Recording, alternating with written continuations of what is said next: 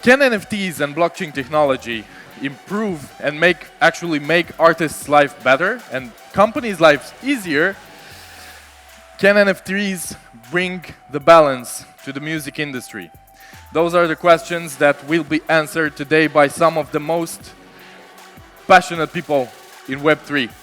So without further ado, let's welcome on the stage Renata Trifan, co-founder at EntertainM. Let's give her a huge round of applause. Alma, Nicole, singer. Roxana Pistolea, founder of M3 Space. Mirela Munteanu from M3 Space. And Gheorghe Mizil from Ichi. Woo!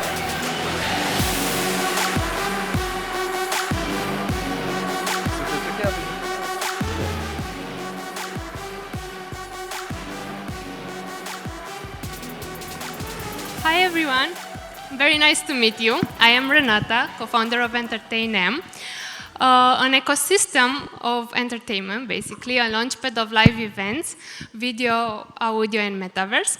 And today I will be your moderator for the building fun communities through music NFTs. Let's get to know our panelists. Hi, my name is Alma Nicole. I'm an actress and a musician. I like to think myself as a double agent. When I'm not at the theater performing or on set filming something, you're probably going to see me on TV in commercials or in concerts with Ciprian Iacob, who's my fiance. He was yesterday on stage presenting here. I write my own music, and I've been at The Voice. I was a finalist, and that was the moment when I started thinking about putting my own music out there, and that's what I've been doing since then. Hello everybody, my name is Roxana Pistolea. Originally, I'm a litigation lawyer. I've been a lawyer for 5 years in 2 big law firms, and then 3 years ago I made the switch to emerging technologies. Now I am head of social media at Humans.ai, the first company that created the blockchain for artificial intelligence. And my dream is to enter the music industry and also be an artist in this new Web3 industry. And I'm very passionate about supporting women to enter the Web3 space. Thank you. My name is Mirela Munteanu. I'm a talent manager. I work for 10 years in the music industry. I'm the founder of Renata agency, co-founder of M3 Space, head of Creator Records, which is an indie label, music label for artists. And I've been in a lot of projects that also involves the music industry and entertainment industry, talent shows such as Hit Play, which was the first digital show in Romania. I've worked with Ireal.ro, which is a music production company that works in mixed reality. And there are a lot of things to say about me, but I will also let my other panelists say, because I'm a bit nervous. Hello everyone, my name is Mizil Gheorghe. I represent ICI Bucharest. As a hobby musician, I started my career into music as well as a hobby for about 28 years, being in a lot of musical environments, having released a lot of records with international companies from Germany, Compact, being a DJ with Vibe FM, with the old Vibe FM back in the days for 4 years, being DJ at the Liberty Parade, a lot of experience with music production, a different kind of music, from film music, experimental music, electronic dance music, symphonic music, and so on. I did back in 2018 a PhD at the University of Polytechnica about music industry and blockchain technology that time. And now I'm the head of ICID services from ICI Bucharest. As a hobby musician, I'm very thrilled here to be with you and to share some very interesting aspects about the future of music industry. Very nice to meet you all. Thank you for your introductions. Now we'll head to a few intro questions for our panelists. And the first one is, what are your initial thoughts on Web3 technology in terms of creation, distribution, and ownership of music?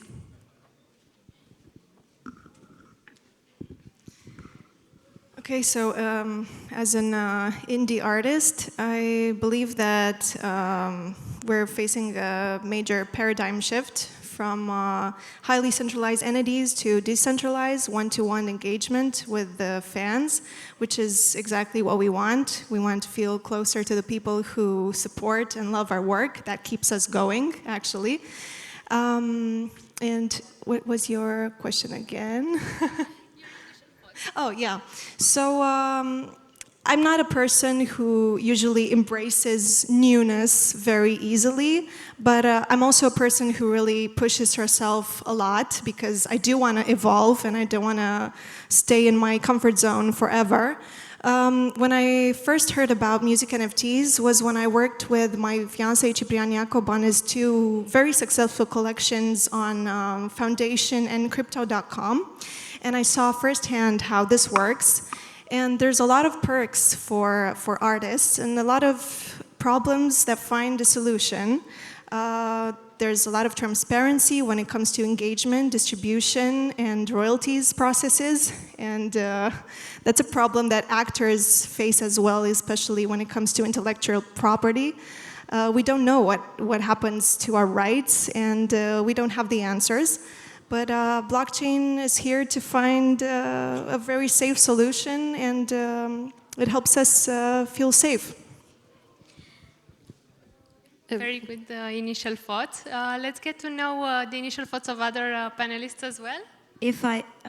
Okay, Roxana, say, no, you were the first. Okay. If I can continue. First of all, what is a music NFT? It's a distinct digital asset on the blockchain, and it can be either a song, an EP, an album, or a video. So what is a music NFT? It's basically a new way to create and distribute music in the Web3 industry. And it empowers creators and users by eliminating middlemen. Who are the middlemen? Record labels and streaming services. That's the difference between Web2 and Web3. So, of course, it will disrupt the music industry because, as Alma said, it will create a much closer connection between artists and their fan bases without any middlemen involved. Yes, and we can still include middlemen because it's not necessarily just about that, but more of what I studied, because I'm in the field for 10 years, is the fact that there's a great gap for emerging artists, indie artists, and of course, like the big artists. And that's normal, but from a financial point of view, it's not necessarily normal. The streaming services are paying very, very low. So the NFTs are a very practical way to raise money, engage with your fans, and also get paid for your work and just doing what you have to do, being creative, working on your music without actually thinking about money, which is very realistic. We're not talking about necessarily a trend, we're talking about something that needs to be done. We need to start using these NFTs because they can create a new financial ecosystem for artists, and they need that. So it's not a trend, a fancy thing. Absolutely, and as a very short note, if you have, I don't know, 100,000 listens to one of your songs on Spotify, you're only going to get $5. This happens to me, and I really think it's very unfair. And I think you get $0.004 for one play or something like that, which is nothing. Yes. Probably, yeah. From that to, I don't know, $40 per one play or per minute, it's, I don't know, per... So basically, it's the difference between 1 million listeners, which are passive, versus 400 active fans who mint your music NFTs, and it's the same thing in regards to artist revenue. Yes. So from my point of view, I will start with a very personal experience that I had back in the days when I never tried to be a professional musician, because you face some other limitation there and some other big fights that you have to win. You have to be very talented, you have to dedicate yourself for this thing. But even if you are a hobby musician, as I was for 25 years with hundreds of melodies that I did, some of them, they were really good. And I never tried to make the big money out of that. I just wanted to express myself as a mean of leaving behind a legacy for the ones who are interested in these kind of things. But when you pay a lot of money to invite musicians to contribute to your music, for example, you are a producer and you know everything how this song should sound like, but in order for it to make it special or even better, you are dependent on the contribution of others. Namely, if you want a great bass line, you have to hire or invite a bass player that is good enough, or a piano player, or a whatever voice. So all of the things cost money, right? So you invest about 5,000 euros, for example, to make a great song, and put it on Spotify or put it on iTunes or whatever platform, Beatport, whatever you want to release it, and then you sell it with 99 cents. Well, then, as a personal experience, imagine that those files that you buy from there are MP3s or WAV files or whatever, and then you find it on other platforms, the same song that you did with another name, another artist, another track name, and so on, and you will never know what's going on with your hard work music. So that was a shock for me when I found this out, because it was the same thing. It was even in Europe happening, this thing. So I didn't know what to do. I was really sad and disappointed in this kind of because nobody will help you out. So that's why the blockchain technology, before you want to release something with a label or whatever middleman Roxana said, you better make sure that you are protecting your song on a blockchain as a music data NFT, or just put it inside as a proof of existence before you are going to release it officially with other companies, big companies, because they will not protect you. They are there to make money off of you. So that was my first initial thought about how protective and meaningful for the work of the artist is for the industry. Thank you so much for sharing your thoughts. Since we are on the topic of community building, I also wanted to ask you how do you perceive the current state of fan engagement in Web3, and how do you think music NFTs will contribute to that, or revolutionizing the fan-artist relationship? I think music NFTs come as a breath of fresh air in this environment, because fan engagement right now is mostly social media driven. And an artist right now is not just a musician. You have to be a jack of all trades. You have to be your own photographer, your own social media specialist, your PR marketing agent. You're basically an entrepreneur also. So. Exactly. And what I want to say is that this takes you away from what makes you an artist, actually. You need time to be in the studio recording, or, I don't know, gathering inspiration, or just resting, maybe thinking about your next concerts. I mean, NFTs come, as I said, as a breath of fresh air, because you can connect more organically, I would say, with your fans, and come up with really imaginative ideas of bringing them closer to you, and helping them discover your world, the artist's world, like, I don't know, behind the scenes footage, never before seen materials, or never before heard songs of yours, maybe backstage passes, or the world is your oyster. I mean, you just have to work with your imagination. I want to say that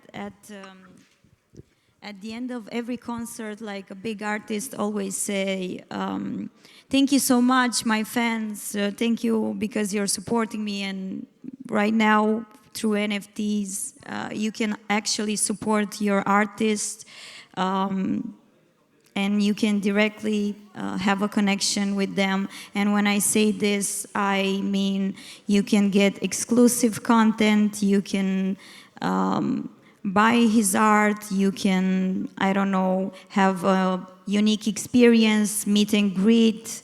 There are so many ways to connect with the artist, and it's simply amazing, both for the artist and both for the fan. It's an amazing bridge.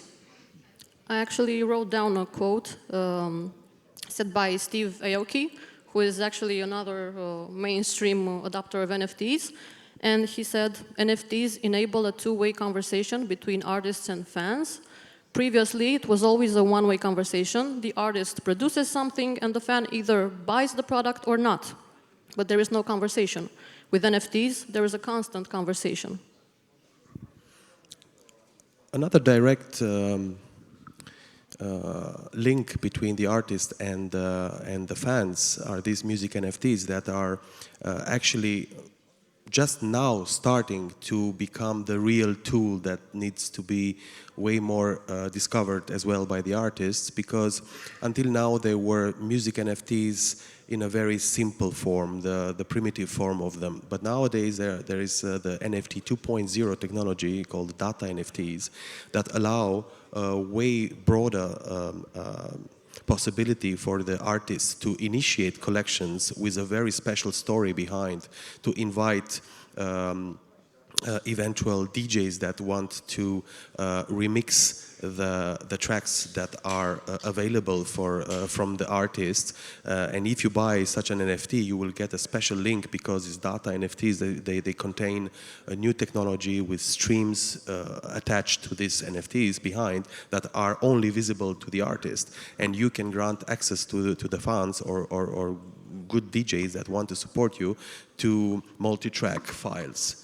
Released specially by the artist, only to be seen by potential kind of remixers. So in that order, in order for you to attract, as an artist, you want to scale up a level, to make good remixes, different variants of remixes, because it doesn't have to be the same. It could be another version reinterpreted by your own original track. So once you have access to special files that contain the multi-tracks of each song, so that remixer has a lot more of possibilities to reinterpret it to music and then have a contract with them because he's the owner of that NFT, to be officially accepted by the artist who originally did that track, to collaborate together and have another kind of reinterpretation of this. So the peer-to-peer contact between the artist and the fan base, not only the fan base that invest in you in order for you to upgrade your ideas, your projects. You can invite them to, I don't know, maybe to have master classes with them, how to teach. You have an example of yesterday we launched a Grammy Award winner on the stage here live, that he wants to use his potential revenues out of his collection to invite world famous bass players, people with a lot of live event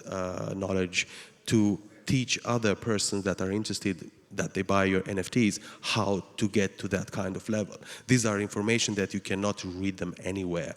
They are given from the master to the apprentice firsthand, talking together with them, not just reading an article about it, but to ask your personal questions. So the possibilities are endless because it's a win-win situation. You have to give love in order to get love, you know. Thank you so much for establishing the importance of music NFTs in the fan-artist relationship. Now I would like to ask each of you a specific question. And I will start with Alma. You said that an artist has to be like a jack of all trades, so you have first-hand experience in transitioning from Web2 to Web3. Could you elaborate on the biggest challenges and surprises, be them good or bad, that you have encountered in this transition? The only challenge was to just embrace the idea that you have to try something new and do your research, do your homework, find out how it works and how it helps you, and thank God it really does.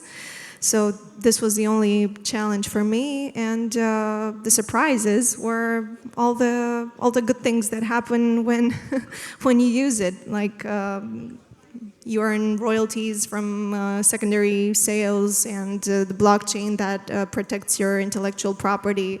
And why I'm repeating this is because this really is a major issue for artists and musicians and actors as well. I speak for actors too today. Yeah, so this is it. Thank you so much. Since we touched on the topic of fundraising as a musician in Web3, I would like to ask Paul if you could elaborate more on ways to fundraise for artists or in ways to fundraise an upcoming music project? Well, whenever you want to fundraise something, you have to have a good story. And that story, the first thing is to be true and to be honest and to invite the people that believe in you to participate in that project. So first of all, the story that you are telling to the crowd, that you are asking something of them, come join me into my project because I want to do this and this and that. So with a collection start with, I don't know, maybe a few hundred NFTs, not to be overwhelming by the crowd, with a very decent price, not to go like, I don't know, 2 Bitcoins or something like that, to be, ridiculously high. You have to know your fan base very well in order how to address them. You have to know that only the core fans will really come to you. So the most important thing is how to address them. So the money that you will get out of the initial funds, the initial funds that you will get out of this sale of the collection, the main thing is to be transparent and to show each step that you have promised in your, let's say, resume of your project, to show and to share all the time with the fans, because you need, first of all, to gain their trust. Without trust and transparency, you will not get anything. So it could be less money, it could be a lot of money, but with whatever you receive, you have to be decent and accept that, and keep doing this kind of things. People are expecting something of you. Thank you. To get back on the topic of community building, I would love to ask Mirela and Roxana, building from your experience with FemSpace, what strategies did you find effective in building your community that could be applied to musicians as well? I want just to complete his answer a bit. I don't know if people know how artists and this industry works, so I'm gonna give just some small details. So you're an artist, you do a creative session in the studio, you create music, a song, yes, you're with the authors, with the producers and stuff like that. You're there in the studio, then you're doing this copyright sharing after doing the song, then you think about the music video and the whole process. And you can, like in the traditional way, you can go to a label to get money for this project you have, like for releasing the song or the album or the EP. Or you can do this, like you can do an NFT, share the copyrights through smart contracts. You can share also copyrights to the music video. You can engage with the fans, and you can get support financially from them. So you don't need a label, and that's what maybe it wasn't very. Because I don't know if all the people here know what's the process behind an artist and his project. Okay, that was it. Circling back to your question, so the rise of the Web3 industry coincided with the growing interest of women to join this space. And this is how Fem3 space community started. As a woman in the Web3 industry, I struggled a lot with finding my voice. I still struggle, and I often felt the lack of female presence and support to encourage me in this industry. And that's why I started to look for the ladies in the Web3 industry whom I can admire and who can inspire me. And that's how me and Mirela started the Fem3 Space community. And it's all about encouraging more ladies to join the space and ensuring that all voices and contributions are equal. It's about DEI. It's about diversity, equity, and inclusion. But in the music industry, it's not about gender, and Mirela can develop further.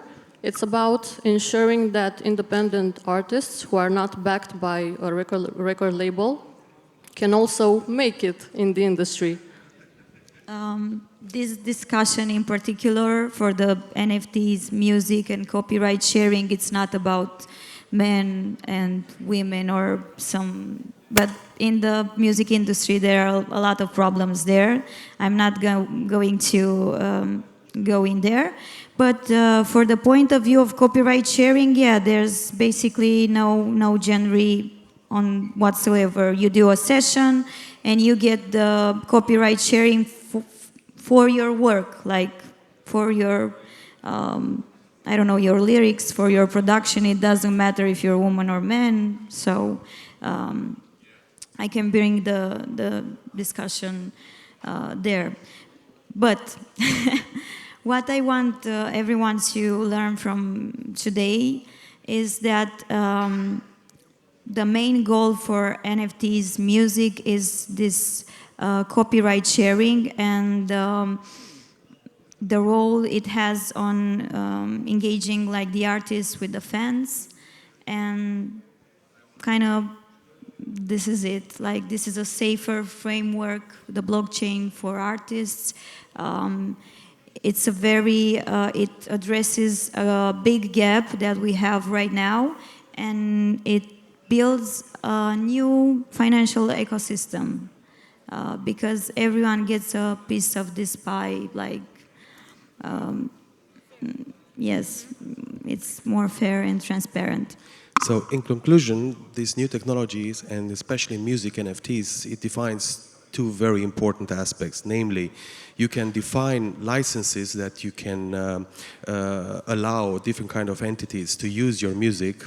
For example, if your music is good enough, if you want to license it for radios to be played on it, you have a certain percentage of money that you can get from them. If you want, if your track is good enough and it is good for being used into film industry, where we're talking another kind of level of business there. So for each kind of domain where music it is used, and there are a lot of them, you can define licenses directly on your track, on your NFT. The second one is the automation of payments, especially when the NFTs are resold on secondary markets. From the initial sale on, I don't know what platform you're buying them, and then to the resales on different kind of market share, NFT marketplaces, right? So the royalties that you can get out of the resales of the NFTs, the most important thing is when you have a band, you can split the royalties share. Each time you resell your NFT on the secondary market, you have, for example, 20%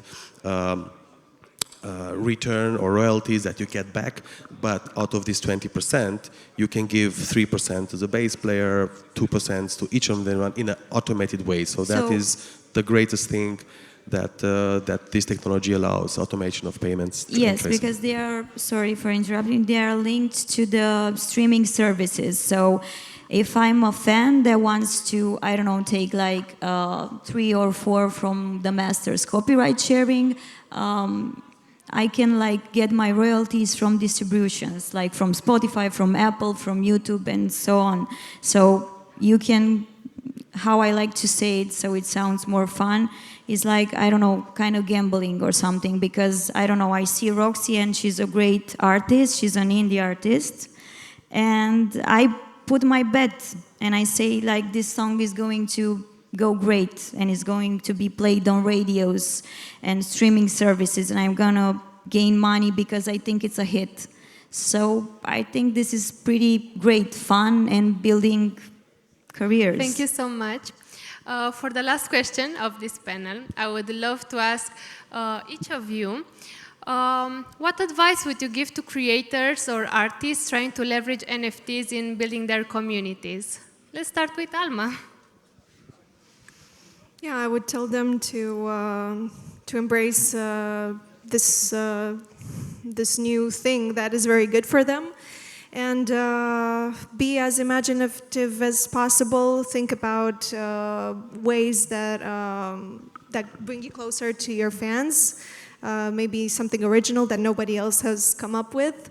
Or if you don't have this inspiration, you just have to look at really huge artists who already embarked on this journey. We have Taylor Swift, we have Ed Sheeran, Steve Aoki, and many, many, many others. Very short, educate yourself on blockchain technology and the potential use cases of music NFTs. Stay true to your art, even though you choose to get into this new flashy technology. It's all about your art. Stay authentic to your art. Deliver on your promises you make to your fan base. And the lawyer in me has to say, please comply with the legal standards and ethical practices. They said it all. Embrace innovation, stay authentic to your true self, and focus on your art, because music NFTs will let you focus on your art and also gain money. So, first of all, the most important thing in my opinion is do not stop making music. Then get involved too much in technology. The technology is here, anyone can help you with that, but as my colleague said, educate yourself on what this technology is good for, how it works, what are the next versions of technology that will appear. Maybe they are better suited for you, and do not stop making music. And that consumes a lot of time, because a real musician will always touch your heart if they are true. If you're just here for making music for industry, for money, it's not the same. You have to put your soul there in order for you to really be understood and embraced by the crowd. yes, and in order to do that, pick a really great talent manager. So my name is Mirela Munteanu, I'm a talent manager. Yeah. Thank you so much, everyone. So all in all, you should keep your passion and try to show it to others, and people will come to you. Thank you so much for attending this panel, and thank you for our panelists as well.